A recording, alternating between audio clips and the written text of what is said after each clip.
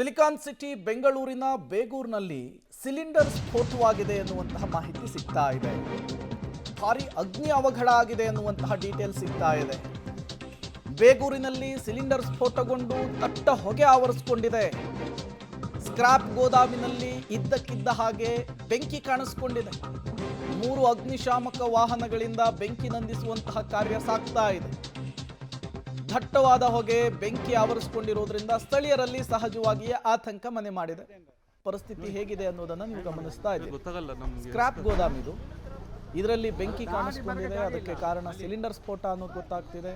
Scrap ಗೋದಾಮ್ನಲ್ಲಿ ಯಾಕೆ cylinder ಸ್ಫೋಟ ಆಯಿತು ಅನ್ನೋದು ತನಿಖೆಯ ಮೂಲಕ ಗೊತ್ತಾಗಬೇಕಿದೆ. ಬಟ್ ಈ ಹೊಗೆ, ಈ ಬೆಂಕಿ ಸಹಜವಾಗಿಯೇ ಸ್ಥಳೀಯರಲ್ಲಿ ಆತಂಕಕ್ಕೆ ಕಾರಣವಾಗಿರುವಂಥದ್ದು. ತತ್ಕ್ಷಣಕ್ಕೆ 3 ಅಗ್ನಿಶಾಮಕ ದಳದ ಸಿಬ್ಬಂದಿಗಳು ಸ್ಥಳಕ್ಕೆ ದೌಡಾಯಿಸಿ ಬೆಂಕಿ ನಂದಿಸುವಂತಹ ಕಾರ್ಯವನ್ನು ಮಾಡಿದ್ದಾರೆ.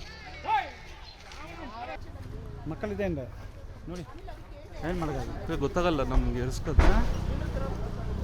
ದಾಡಿ ಬರಕ್ಕೆ ಜಾಗ ಇಲ್ಲ ಅಲ್ಲಿ.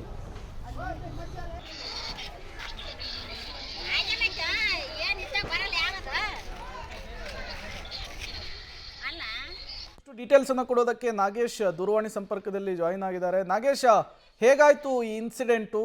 ಕಾರಣ ಏನು ಅನ್ನೋದು ಗೊತ್ತಾಗ್ತಿದೆಯಾ?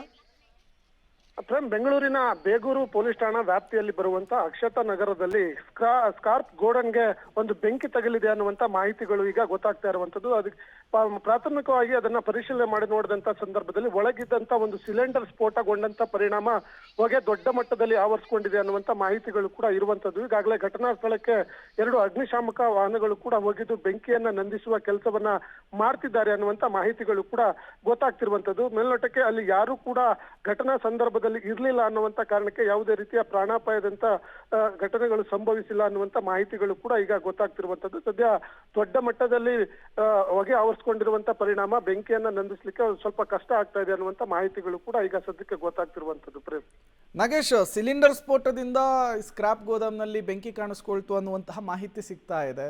ಬಟ್ ಅಲ್ಲಿ ಹೇಗೆ ಸಿಲಿಂಡರ್ ಸ್ಫೋಟ ಆಗೋದಕ್ಕೆ ಸಾಧ್ಯ ಅಂತ?